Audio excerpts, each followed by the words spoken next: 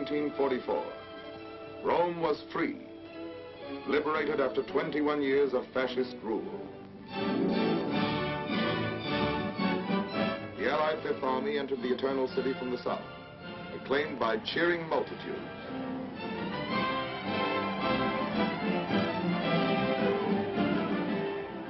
Through the streets where the chariots of the Caesars once rolled, tanks and trucks rumbled past historic landmarks. Colosseum, the Forum, the Victor Emmanuel Memorial, tomb of Italy's unknown soldier, the Piazza Venezia, where Mussolini looked down from his balcony upon the people he had led to sorrow and ruin. The liberation of Rome was part of the all-out offensive in Italy, coordinated with drives upon the Nazi fortress from England and Russia.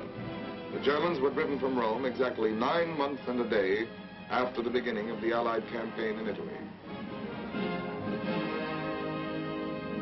Conceived by the combined chiefs of staff, the campaign had 2 phases. In phase 1, we sought to achieve certain preliminary objectives with a limited amount of troops and equipment. What were the objectives of phase 1? Most important of all was securing complete control of the Mediterranean. Even after clearing the Axis out of North Africa and overrunning Sicily in 38 days, our shipping was still threatened by Axis air attacks from the Italian mainland. Our second objective, to exploit Mussolini's overthrow by knocking Italy out of the war. Our third objective was to capture the main Nazi airfields at Foggia.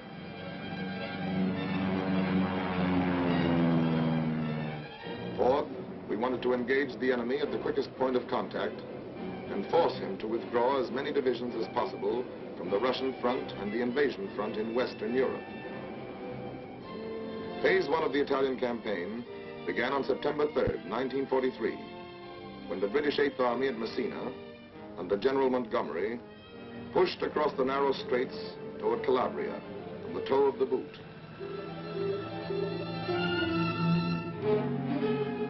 And landed there virtually unopposed.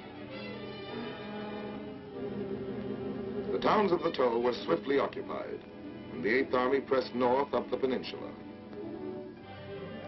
By September 8th, we had swiftly accomplished one of our objectives when General Eisenhower announced the capitulation of Italy. The Italian fleet surrendered. And 66 Italian divisions laid down their arms.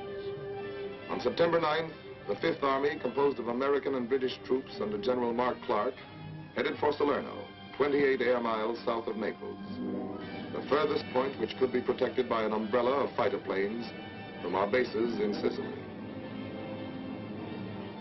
At 5 a.m., the first wave went in. Seized German film shows the Germans entrenched on high ground, overlooking the harbor and beaches.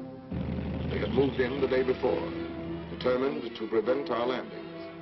Despite heavy enemy fire, the first wave swarmed ashore with timetable precision. But before we could consolidate our positions, the Germans intensified their attacks.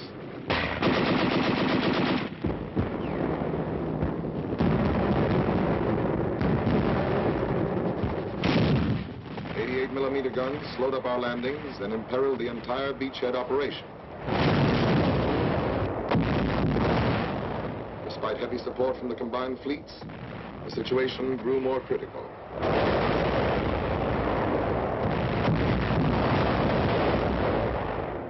The Luftwaffe was thrown into the struggle in great numbers, seriously hampering the landing of additional troops and equipment.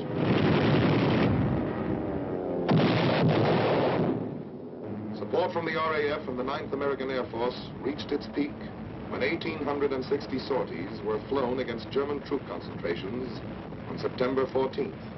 On that day, the German news agency announced that Salerno was another Dunkirk. Actually, the beachhead had been secured, despite heavy losses.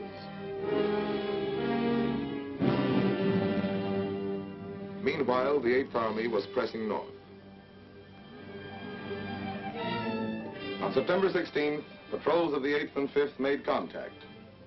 The 8th was a threat to the German left flank, while the 5th Army counterattacked from the beachhead.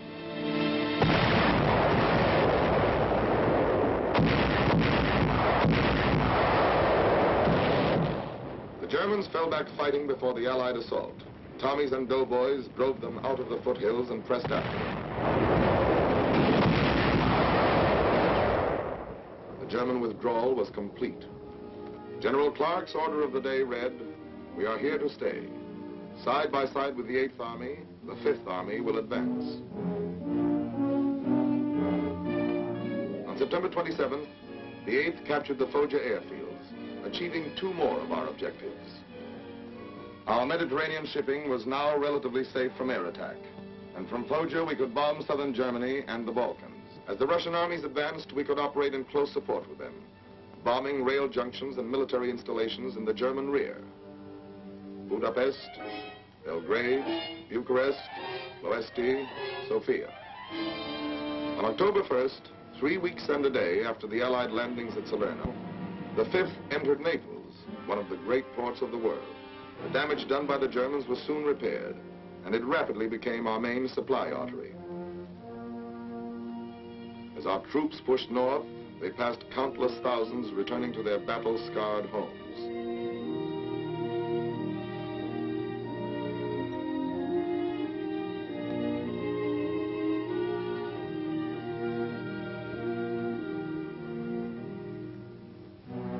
This was once a farmhouse near Francolizi. The farmer had refused to give up his livestock to feed German engineers. He and his family were locked into the house, and a charge of explosives was set off in the cellar. It was a family of 5.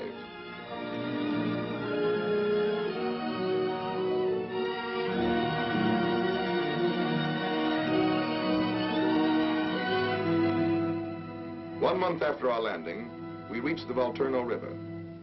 There, the campaign became a battle of rivers and mountains, fought through autumn torrents, wind and rain.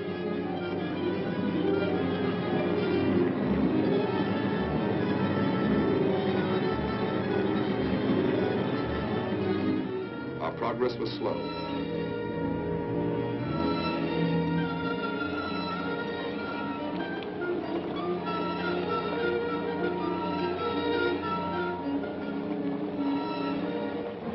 Advance units sometimes clung to their rain-soaked positions for 30 days without relief.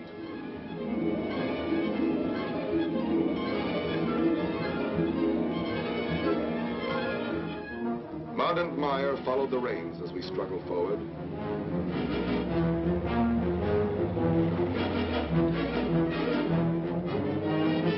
Throughout the centuries, there have been hundreds of wars in Italy, but only once has it been conquered through these mountains. Winter brought snow, ice, and freezing temperatures. A topographical map shows how the mountains lie like an endless row of fortresses, each protected by its moat, a river at right angles athwart our line of march. Here, weeks were consumed forcing a single pass, crossing a single river. 100 men often held up 1,000. Let us see on this typical situation how the Germans defended a pass and the methods we used to capture it.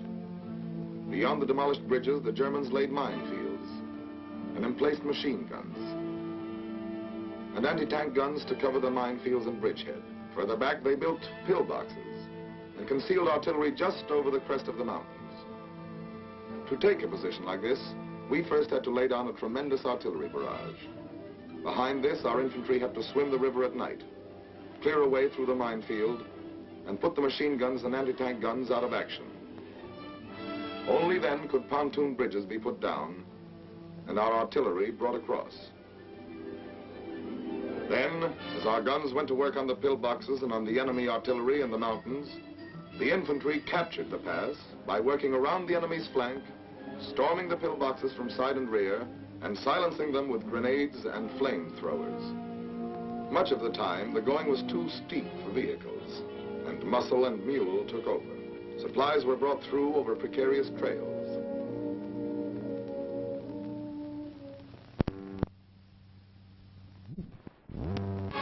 In the east, the 8th Army fought its way through the Sangro Valley.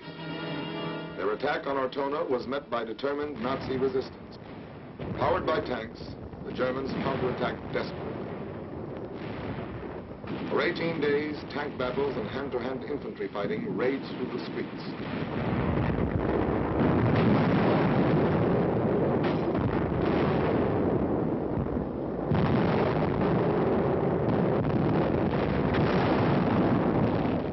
Germans were finally driven into the northwest corner of the town.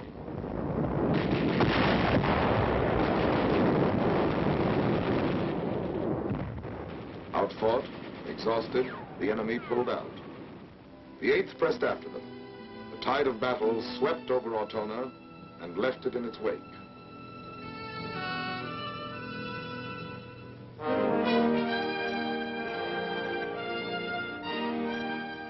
When General Eisenhower visited the Central Front, it was 3 months since we had crossed the Volturno. We had advanced 12 miles in this sector, sometimes at the cost of a man a yard, and were facing Cassino, key to the strong Gustav line, which the Germans had orders to hold at all costs.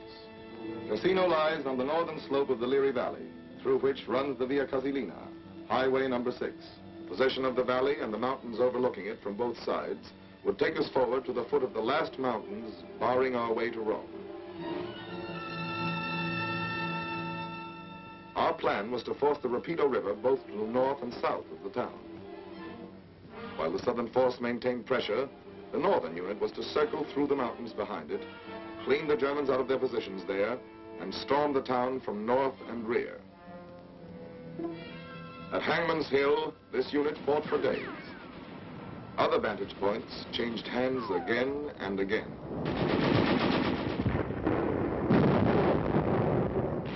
Finally, another force which had crossed the Rapido from the south fought its way into 1/3 of the town.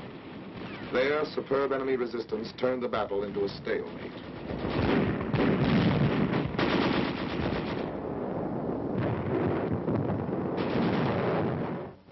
The Gustav line ran across the peninsula and was anchored at Cassino. To break the stalemate, we tried an end run, amphibious landings at Anzio and Nettuno. The Germans were caught off guard, and for several days, American and British troops encountered only light opposition as they landed and consolidated the beachhead. It was up to the German High Command to determine the importance of this new threat to their flank and rear. Marshals Rommel and Kesselring decided against falling back and brought in 13 fresh divisions from their dwindling strategic reserves. More and more, we were accomplishing our objective of diverting Nazi divisions from the Western and Russian front. Heavy Luftwaffe raids supported those 13 divisions as they sought to drive us into the sea.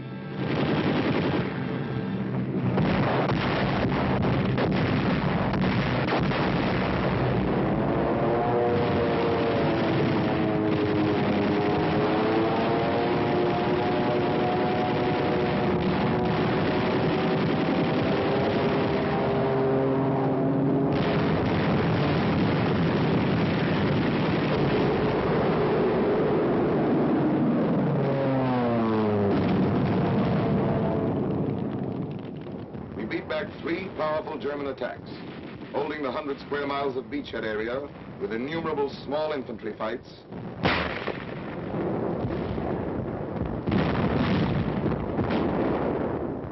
and tremendous artillery barrages.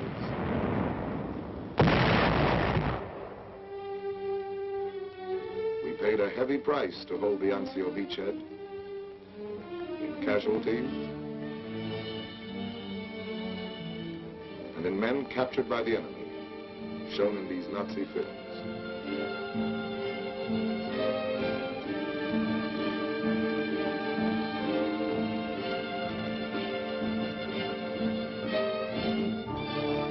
Back at Cassino, the fight continued. The Germans held an obvious advantage by their occupation of the Benedictine Abbey above the town. They were asked to abandon it and refused. We had no alternative but to bomb the abbey to save soldiers' lives.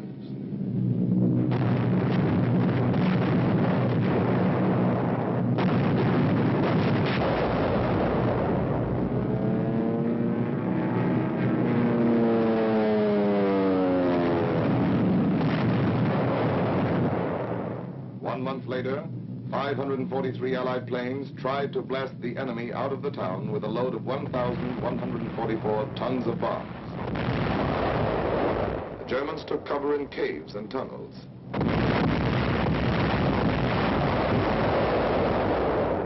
Behind the fighting at Cassino, preparations were underway for phase 2 of the campaign. the all-out assault. Phase 1, the preliminary campaign, was drawing to an end. Reinforcements and great quantities of new equipment were brought in. Our forces were regrouped. British and Polish troops in the Liri Valley, Americans in the west along the Garigliano River, the French Expeditionary Corps in the center.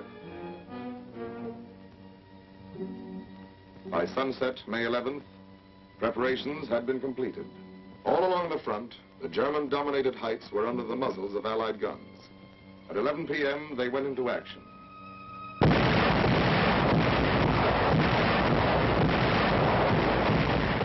By dawn, the big push was well underway. General Alexander, commander of the Allied forces in Italy, told his troops that to them had fallen the honor of striking the first blow in the great final invasion of Fortress Germany.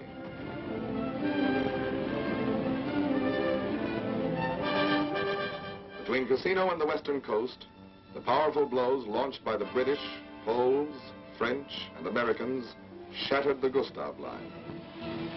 By May 17th, only Cassino remained in German hands. Behind tanks hampered by the wreckage, British, Indian, and Polish troops fought their way in.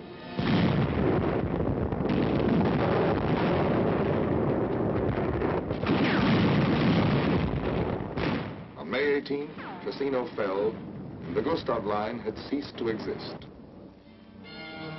Prisoners were brought in on every sector of the front.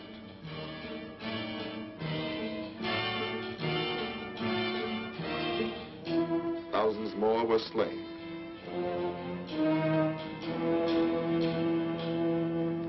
The men who were taken alive were beaten, exhausted, hopeless. The power of our offensive was written in their dazed, haunted faces. But there were still 17 German divisions in Italy that had to be battered to pieces. The Adolf Hitler line swung back like a gate, then crumbled beneath the sledgehammer Allied blows. On May 23rd, the Anzio troops broke out of their beachhead area, and 2 days later the two groups met at Borgo Grappa. After 4 months of anguished fighting, the beachhead forces had accomplished their mission, to threaten the German rear and compel them to fall back. The road to Rome was lined with the wreckage of Nazi legions, blasted by Allied air power as they fled before the reunited Fifth Army.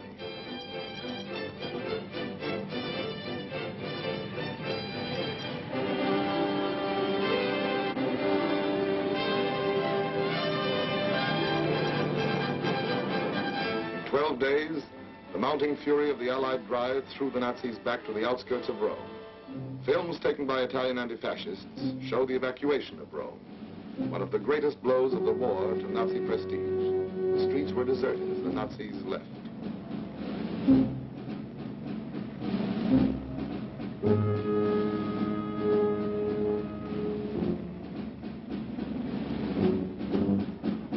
After 21 years, a free Rome laughs again. A free Rome speaks again. A free Rome reads again.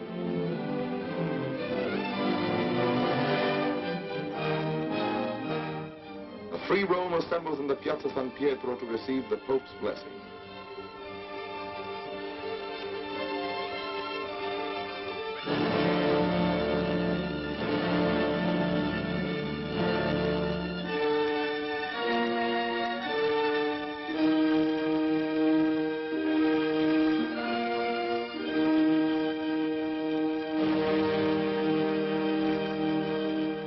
Free Rome prays, remembering the dead.